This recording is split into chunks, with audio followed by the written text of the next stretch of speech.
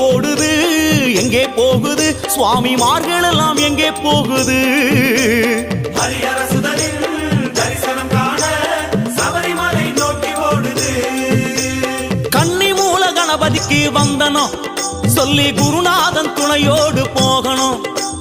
சன்னிதானம் நடை திறந்த காரணம்